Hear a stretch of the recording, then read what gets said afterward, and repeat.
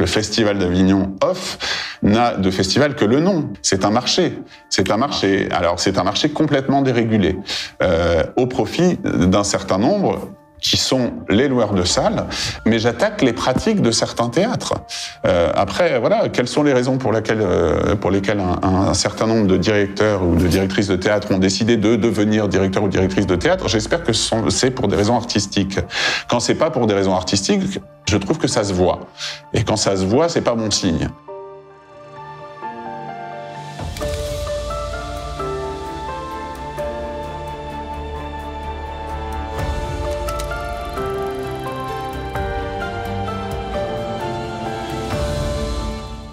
Bonjour et bienvenue dans l'émission Parole à l'œuvre. Il est comédien, metteur en scène, cofondateur et premier président des Sentinelles, cette fédération de compagnies professionnelles créée en 2018, notamment pour dénoncer les problèmes structurels du off d'Avignon, dénoncer et peut-être construire aussi.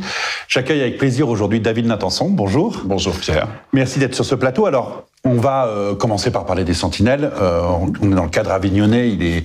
Il s'est passé beaucoup de choses cette année. Mais avant cela, en 2018, dans une pétition, les Sentinelles dénonçaient les conditions d'accueil désastreuses de compagnies par les théâtres avignonnais. Vous cibliez beaucoup les compagnies à ce moment-là. Alors, 4 ans plus tard, une pandémie plus tard et une édition annulée plus tard, où en est-on ?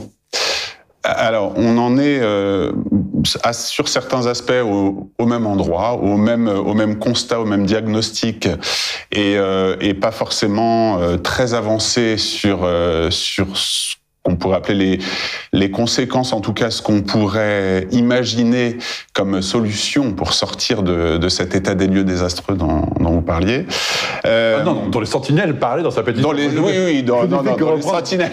Moi, je suis neutre, je suis la Suisse. On a avancé sur certains points sur lesquels on pourra revenir, mais effectivement, il y a eu 2 ans de pandémie, une édition annulée, ce qui a fait que les Sentinelles ont joué un rôle qu'on ne s'attendait pas à jouer, qui était finalement un rôle très concret, puisqu'on s'est retrouvé à passer des coups de fil pour exiger de certains loueurs de salles, parfois, d'appartements, d'autres fois, de rembourser des loyers qui... Là, vous parlez en 2020, en 2020, au moment de l'annulation du festival. On a eu un rôle très, très concret. Beaucoup de compagnies nous ont appelés en nous disant... Parce qu'il y a des lieux, théâtres, salles, qui n'ont pas voulu rembourser ? Alors, c'est arrivé, ouais. Il y a des lieux... Les salles de théâtre étaient obligées, légalement, de rembourser. Les loueurs d'appartements, c'est différent. Mais les salles de théâtre étaient obligées de rembourser. Donc, elles l'ont fait. La plupart l'ont fait. La plupart l'ont fait. Ça veut dire que la plupart, ça veut dire... Ça veut dire que certaines ne l'ont pas fait. Ça veut dire qu'on a passé quelques coups de fil à certaines salles de théâtre d'Avignon en leur disant « Écoutez, il y a un petit problème puisque telle compagnie nous a appelés en nous disant que vous ne vouliez pas la rembourser.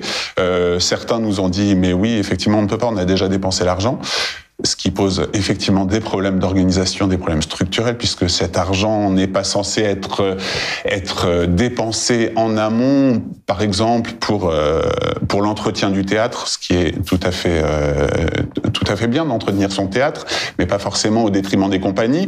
Et on s'est aperçu que en cas d'accident, comme cette pandémie en a provoqué, et c'est-à-dire l'annulation du festival, certains théâtres se retrouvaient dans une situation intenable. Et c'est ce qui s'est passé, donc on a passé quelques coups de fil en essayant de faire comprendre à ces théâtres qu'il fallait rembourser. Au jour d'aujourd'hui, je crois que toutes les compagnies ont fini par être remboursées, mais ça a été un petit combat, effectivement. Et donc, on a donc cette pandémie dont on vient de parler, mais plus généralement, le problème avec ces salles, en tout cas, vous dénonciez en 2018, donc à ce moment-là, le coronavirus était encore très loin dans notre esprit, enfin, il n'existait même pas. Aujourd'hui, ce que vous voyez, on arrive à une édition. L'année dernière était une édition très spéciale. On n'avait que 1000 spectacles, ce dont tout le monde s'est réjoui, c'est formidable. Cette année, on en a 1500. C'est quand même encore moins que les 1600 et quelques de 2019. Est-ce que vous observez toujours les mêmes problèmes ? Est-ce qu'on revient dans le monde d'avant ou est-ce qu'on a... Globalement, je crois que le théâtre n'échappe pas au monde auquel il appartient. C'est-à-dire que oui, on revient au monde d'avant et au comportement d'avant, voire des comportements qui sont encore pires par certains aspects. Mais quand même, il y a eu une évolution. On parlait de l'édition 2021, qui a été une édition particulière avec des restrictions, qui fait qu'effectivement... À laquelle personnellement, vous n'avez pas participé. Alors, ma compagnie n'a pas participé à alors cette que vous édition. participerez à la prochaine. Voilà, on sera dans l'édition 2022. On n'a pas participé, mais je me suis intéressé d'assez près à ce qui s'y passait, et avec les Sentinelles, on s'est intéressé d'assez près à ce qui s'y passait. Et donc, il y avait seulement 1000 spectacles, ce qui paraît dingue de dire seulement 1000 spectacles, parce que c'est déjà énorme.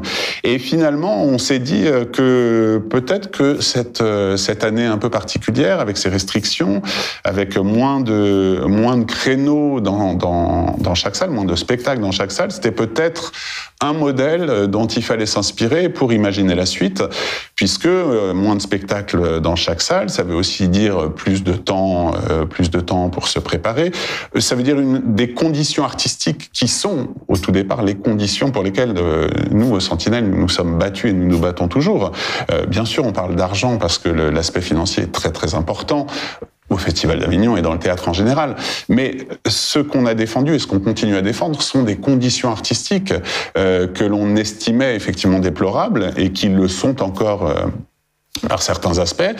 Voilà, ces restrictions qui ont fait qu'il y avait moins de spectacles ont donné un peu d'air, qui ont permis au spectacle d'évoluer dans un contexte un tout petit peu plus favorable. Ça a eu des conséquences concrètes, je veux dire en termes de programmation Alors en termes de programmation, les conséquences du Festival d'Avignon, ou de l'édition 2021, elles sont difficiles à savoir comme elles sont difficiles à connaître pour toutes les autres années, parce que on a assez peu de retours, en tout cas il n'y a pas de chiffres sur les ventes des spectacles. Les compagnies aiment assez peu donner les chiffres de leurs ventes. On peut parfois les comprendre. Parce qu'elles n'en ont pas ou parce qu'elles en ont beaucoup plus que tout le monde. Oui, voilà, exactement, parce que parfois c'est difficile. Et donc on ne sait pas, moi je suis incapable de dire aujourd'hui comment s'est passée concrètement cette édition 2021 pour les compagnies. Je sais, parce que je connais beaucoup de gens qui ont participé, que ça a été une édition difficile, mais beaucoup de compagnies me disent aussi qu'ils étaient très heureux d'y avoir participé, qu'ils ne regrettent pas. En tout cas, en tant que personne extérieure, c'était très agréable d'avoir de la place pour marcher, d'avoir de la place pour faire les choses. Mais je pense que c'est une respiration salutaire.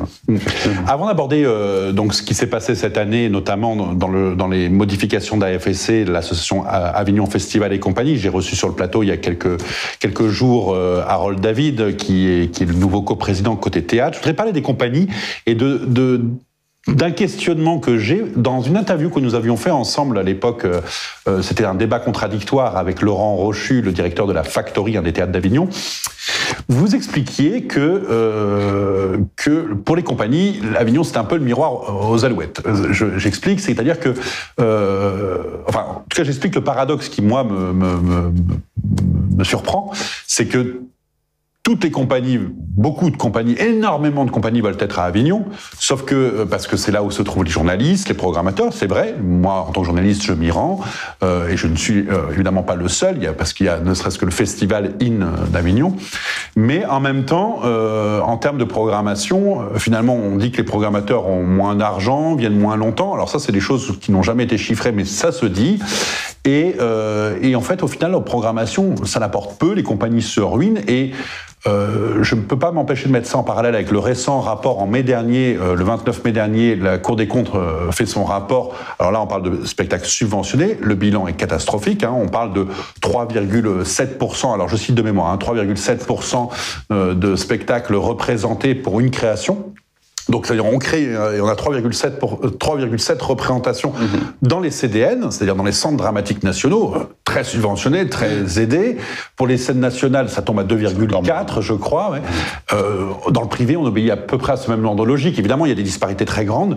À quoi ça sert d'aller se ruiner, de payer 10, 15 000, 20 000 euros en comptant le créneau, le transport, le logement, plus la nourriture sur place? À quoi ça sert d'aller mettre 20 000, 30 000, 40 000 euros pour, au final, avoir 3 représentations 50, 10 représentations quand on est chanceux, parce que je crois que un programmateur me disait, une compagnie me disait que en parlant avec les programmateurs, ils se sont rendus compte que plus d'une dizaine, ça devenait un succès. Absolument, là où c'était un échec il y a 15-20 ans. Bah oui. Effectivement. Alors c'est toute une situation complètement paradoxale. Et nous, on en a discuté beaucoup et on continue à en discuter beaucoup avec les compagnies. Effectivement, on parlait de miroir aux alouettes. Toutes les compagnies, ou je crois que la plupart des compagnies, savent ce qui se passe à Avignon. Alors, il y a des compagnies très jeunes, mais la plupart des compagnies savent que ça va être difficile. C'est un milieu suicidaire, alors, le milieu du spectacle vivant. C'est un milieu un petit peu suicidaire, d'une certaine façon. C'est un milieu où chacun croit en sa bonne étoile. Tout le monde pense qu'il va être le spectacle de l'année. Tout le monde pense qu'il va être le spectacle, qui va marcher. Et puis, aujourd'hui, il est compliqué, ça reste compliqué malgré tout, et c'est en ça que c'est paradoxal, c'est-à-dire que Avignon n'offre pas forcément beaucoup de débouchés, en tout cas pour peu de spectacles. Il y a des spectacles qui fonctionnent. Il y a toujours un ou deux spectacles qui vont vendre beaucoup de représentations grâce au Festival d'Avignon, mais la plupart, non. La plupart vont soit vendre quelques représentations, soit pas du tout.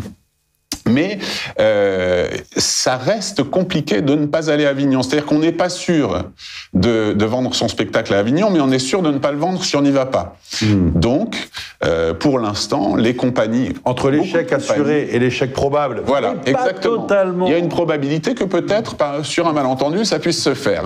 Donc, les compagnies continuent à y aller, et je m'inclus dans cet état des lieux, puisque avec ma compagnie, c'est pareil, on continue à y aller régulièrement. On y allait, je crois, 8 années successives, entre 2013 et 2021. Donc, il y a une situation qui est complètement paradoxale, et je pense que il y a une chose à creuser qui est justement comment faire sans Avignon. Alors c'est encore paradoxal, c'est-à-dire que on a créé les Sentinelles dans le but d'améliorer le Festival d'Avignon, de le rendre plus vertueux, en tout cas à nos yeux. Et je tiens ce discours qui est de dire il faut sortir d'Avignon, il faut aller ailleurs qu'Avignon. Mais je pense qu'en allant ailleurs qu'Avignon, en étant capable de vendre ses spectacles ailleurs qu'Avignon, dans d'autres festivals, dans d'autres lieux, il y a d'autres formes à inventer. On va faire du bien à ce festival en le désengorgeant, en lui donnant de l'air, comme il en a eu de façon comment dire, non désirée en dramatique, 2021 et dramatique. Mais finalement, il faut aller ailleurs. Il faut qu'on puisse se sortir de ce. Oui, sauf qu'il faut que les programmateurs et les journalistes, mais il faut aussi les programmateurs. Il faut que les programmateurs. C'est pour ça que ce sont des discussions que tout le monde, qu'on doit tous avoir ensemble dans ce milieu, les directeurs et directrices de salles, les compagnies, qui doivent avoir un regard critique sur leurs pratiques, je pense. On ne doit pas se dire voilà, tout est de la faute des programmateurs, des directeurs de salles. Il faut regarder quelles sont nos pratiques. Il faut discuter avec les institutions, avec les régions, avec les départements. Il faut discuter avec tout le monde. Tout le monde doit se mettre autour de la table. C'est ce qu'on a essayé de faire aussi en initiant les États généraux du Off.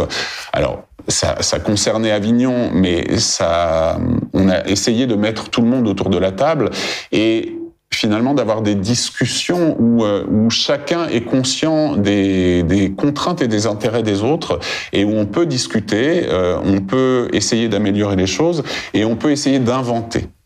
Et je pense que le théâtre en France doit s'inventer aussi en dehors du festival. Pour avoir assisté à certaines sessions des États généraux du Off, donc on va dire les EGOF pour aller plus vite, c'est son petit nom très mignon, il y avait des artistes, des compagnies, des théâtres, point. Enfin, j'ai vu un programmateur. Alors ça dépend des commissions, mais et une journaliste contre moi, mais même moi je participais pas. Je venais en tant que pour faire un compte rendu et vous avez fait une intervention, je vous cite parce que oui, j'ai pris des notes. Ça date d'il y a plus d'1 an. Vous disiez c'est un changement véritable de l'écosystème auquel il faut procéder. Il faut une démarche collective qui associe théâtre et compagnie. Bon. On va dire qu'ils étaient autour de la table au point de vue des EGOF, comme ils le sont à FSC. On ne changera rien si on ne change pas l'écosystème. Bon, c'est très beau. Alors, on fait quoi ? Alors déjà, on discute, on essaye essaye d'être d'accord sur le diagnostic. Oui, AFSC est là, mais moi je pense que je ne souhaite qu'une chose, c'est que les sentinelles n'aient plus à exister et qu'on puisse tout remettre dans les mains d'AFSC et que AFSC gère ça très brillamment. Je le souhaite. Si les sentinelles se sont créées, c'est qu'on a estimé que, en tout cas, les compagnies n'étaient pas représentées comme elles le souhaitaient et leurs intérêts n'étaient pas représentés comme elles le souhaitaient. Aujourd'hui, il y a quand même plusieurs membres des Sentinelles qui ont été élus au conseil d'administration et aujourd'hui, c'est une coprésidence, c'est nouveau, avec donc Harold David, dont je parlais, que j'ai reçu du côté des théâtres, et le président des Sentinelles qui vous a succédé à la tête des Sentinelles, qui ne l'est plus évidemment du fait de son nouveau mandat. Président démissionnaire des Sentinelles. Et donc qui est coprésident maintenant d'AFSC. Donc ça y est, vous avez placé vos hommes. Alors on a placé, si seulement c'était aussi simple. Oui, je pense que c'est une bonne chose. Je pense qu'effectivement, on a réussi à ce que les combats des sentinelles deviennent les combats d'AFSC. Maintenant, on va voir. Alors, Laurent Domingos et Harold David ont été élus il y a en avril c'est ça, au mois d'avril. Donc, c'est très récent. Donc, accordons-leur du temps. Pour parler très très sincèrement, Laurent Domingos, qui est un ami et que je connais très bien puisqu'on a beaucoup discuté au sein des Sentinelles, a voulu cette alliance avec Harold David, donc qui est le directeur de l'Atypique et de l'Archipel, je crois, et du Rouge-Gorge.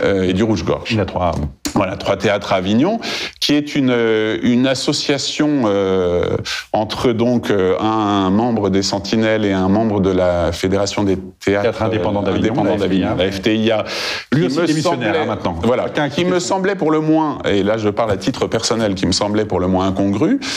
J'en ai fait part à Laurent Domingos, qui a décidé de se présenter. Ils ont été élus à deux. C'est un monstre à deux têtes, mais justement. C'est un monstre à deux têtes. Est-ce qu'AFSC n'est pas le lieu justement pour discuter? Parce que c'est bien beau de flinguer de l'extérieur, d'être un franc-tireur. On adore ça. C'est toujours la position un peu idéale parce qu'on se. Puis c'est flatteur, bien sûr. Ouais, et puis en fait, on n'a rien à construire. On a juste à dénoncer les problèmes. Je pense que la dénonciation des problèmes, des deux côtés, elle est faite. La question, c'est qu'est-ce qu'on fait à partir de là? Alors, la dénonciation des problèmes, je pense qu'elle est faite du côté des Sentinelles. Du côté de la FTIA, elle est faite aussi, mais sauf que ce ne sont pas les mêmes problèmes.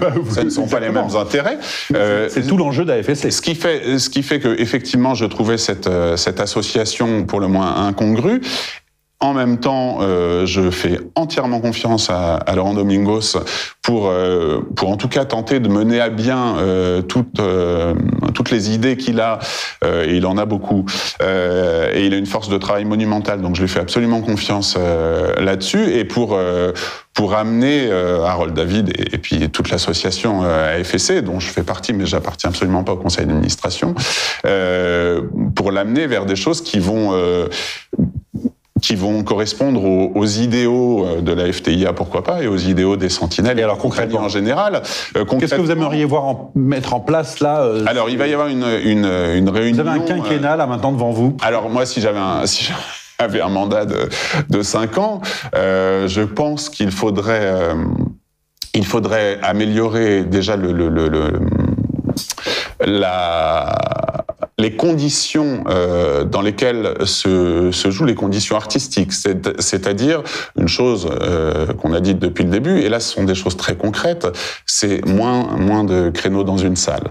Donc créneaux, moins de créneaux, moins de spectacles. C'est-à-dire dans une journée, il peut y avoir jusqu'à, parfois j'ai vu ça, 10 créneaux, voilà. C'est-à-dire 10 horaires. 11, c'est arrivé qu'il y en ait. J'ai pas vu 11, mais en tout cas ça veut dire 10 horaires pour symboliser à ceux qui ne connaissent pas forcément le fonctionnement d'Avignon, c'est qu'on commence à 9h et puis toutes les heures et demie, il y a un spectacle qui se joue. Donc pas le temps des pièces très formatées au niveau du temps, des temps d'installation. Des temps d'installation et de désinstallation qui se réduisent 5 minutes. À chagrin. Donc on se retrouve, vous parliez de formatage, effectivement, c'est un point très très important. C'est-à-dire que toutes ces contraintes. Je parlais d'un formatage de temps, après vous... Oui, mais le formatage de temps débouche sur un formatage artistique, et c'est pour ça qu'on parle depuis le début d'artistique et pas seulement de l'aspect financier. C'est que le formatage du temps fait qu'on aboutit à avoir en France, parce que finalement, c'est ce qu'on disait tout à l'heure, il y a encore beaucoup de programmateurs qui programment, qui vont au Festival d'Avignon pour faire leur saison, qui se retrouvent avec des spectacles d'1h15, qui sont des spectacles à 2 comédiens, voire un seul comédien, sans décor. Donc c'est très bien, hein. Moi j'en ai fait des spectacles tout seul ou à 2 avec peu de décor et d'1h15. Mais enfin, ce qui est important, c'est qu'il n'y ait pas que ça. Donc que le Festival d'Avignon puisse proposer des spectacles de 2 heures, de 3 heures. Donc ça, la diversité des propositions artistiques est un endroit... Et la diversité, elle est essentielle. Et la diversité, elle ne peut advenir que si on change effectivement cet écosystème au sein duquel tout est formaté, tout est compressé. On a le temps de rien. On n'a pas d'argent puisque les loyers coûtent cher. Alors un encadrement des loyers, voilà, moi ce que j'essaierai d'obtenir. C'est du privé, hein. Mais l'encadrement des loyers existe. Enfin, je veux dire, c'est un terme qui n'est pas destiné que aux logeurs publics. L'encadrement des loyers, il peut exister, mais ce sont des décisions politiques. C'est pour ça que je parle d'écosystème, d'un milieu organisé, mais qu'il faut organiser, je pense, autrement. Bien sûr, on est sur des contrats privés. C'est d'ailleurs ce qu'on nous a opposé dès le début, quand on est allé voir AFSC au début des Sentinelles en disant voilà, il faut intervenir, AFSC doit intervenir dans le formatage dont on parlait et dans ce qui se passe entre les compagnies et les théâtres.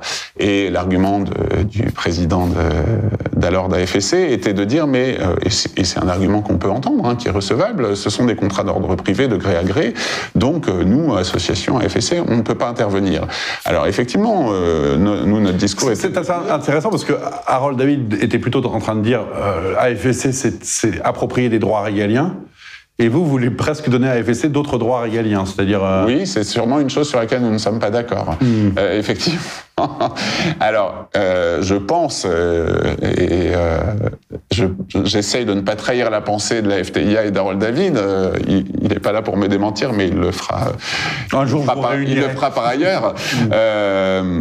Mais je pense que effectivement, le but de la FTIA, de cette fédération, est de dire avant tout, laissez-nous faire comme nous en avons envie et comme nous savons le faire. Nous avons un savoir-faire, ce qui est vrai pour plein de théâtres à Avignon, effectivement.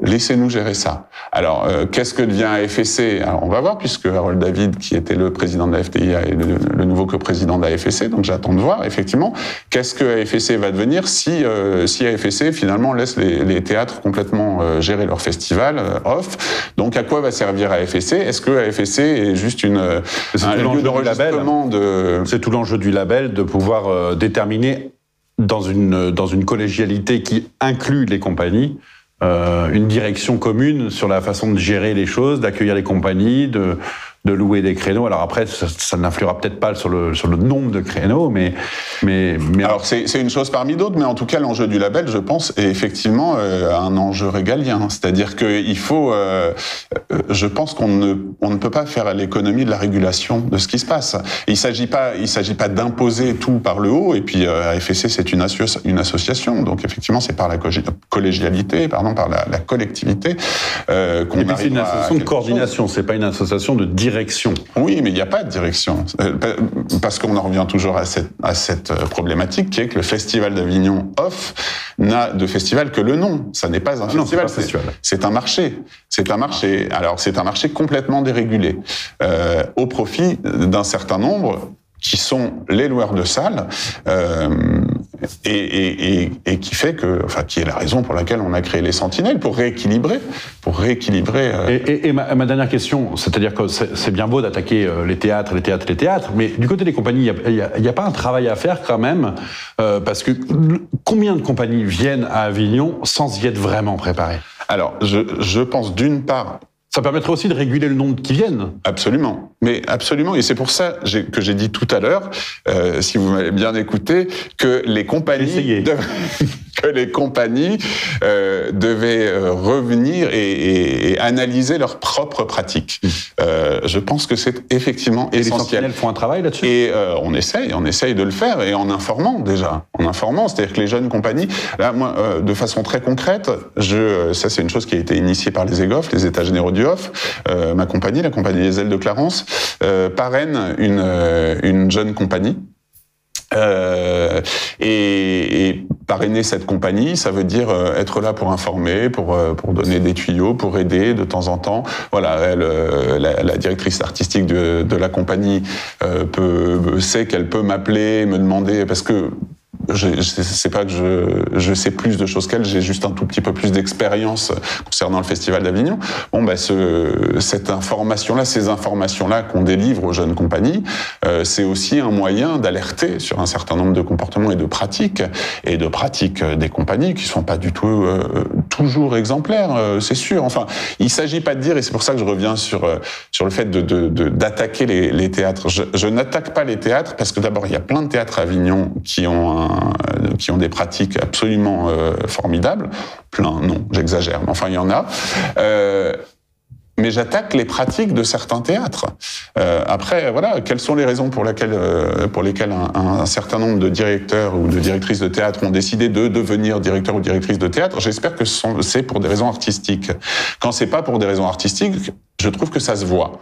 Et quand ça se voit, c'est pas bon signe. Voilà. Donc c'est ça que j'attaque, ce sont ces pratiques. Mais effectivement, on doit tous réfléchir ensemble et les compagnies doivent réfléchir à leurs propres pratiques. Et bien sûr que je vois certaines pratiques de compagnies qui sont loin d'être exemplaires. Et nous, on est là pas pour mettre en avant ces pratiques-là, pas pour dénoncer, mais pour aller voir les compagnies et pour leur dire, voilà, peut-être que vous pourriez faire autrement. Peut-être que vous pourriez avoir ces aides qui vous permettraient de payer correctement toute l'équipe. Enfin voilà, procéder différemment. Peut-être ne pas venir cette année à Avignon, parce que c'est important de dire on n'est pas obligé de venir à Avignon. Peut-être attendre l'année prochaine. Peut-être démarcher, aller voir les institutions, prendre le temps de grandir aussi. Voilà, toutes ces informations-là. Ça en fait des chantiers pour le quinquennat à venir. Ah, ça en fait des chantiers. C'est pour ça que moi je milite plutôt pour le septennat. Merci beaucoup, David Natanson. Merci, Pierre. Dernière question que je pose à tous mes invités. Un coup de cœur artistique récent que vous avez eu et que vous voulez partager. Alors, c'est une pièce que j'ai découverte il y a un an au Festival d'Avignon et que j'ai redécouverte au Festival de Coix-la-Forêt, dans l'Oise. Ça s'appelle Une goutte d'eau dans un nuage, de la compagnie microscopique, et qui raconte l'immersion d'une jeune Française expatriée au Vietnam, et qui est un spectacle absolument prodigieux, très, très simple dans son dispositif. Elle est Héloïse Mercier, qui est la comédienne de ce spectacle, est seule derrière un micro, avec une scénographie très belle et à la fois très simple. C'est une immersion sensorielle. Ça dure 1h20 ? Pardon ? Ça dure 1h15, 1h20 ? Je sais même pas combien de temps. Non, c'est pour savoir si elle peut partir à Avignon. Elle a déjà fait le Festival d'Avignon. Je ne sais pas s'ils ont l'intention de le refaire, mais en tout cas, alors si ça passe par chez vous, comme on dit, allez-y. Et puis si des programmateurs regardent, programmer Une goutte d'eau dans un nuage de la compagnie microscopique, parce que c'est vraiment un petit bijou, un spectacle, voilà, sensoriel. Et je trouve que si on a envie d'un spectacle qui est un modèle de la force d'évocation du théâtre, alors celui-là, c'est un exemple, c'est un bon modèle. Merci beaucoup, David Natanson, d'être venu sur ce plateau. Merci à vous. Et puis bon Festival d'Avignon. Merci beaucoup. Et merci à vous d'avoir suivi cette émission. N'hésitez pas à nous soutenir en vous abonnant à notre chaîne YouTube, en relayant nos émissions, en parlant autour de vous. Nous sommes un média indépendant pour notre vie, notre survie. Nous avons besoin de vous. Il n'y a pas que les compagnies qui ont des souffrances, il y a aussi les chaînes. Merci à vous, bonne journée.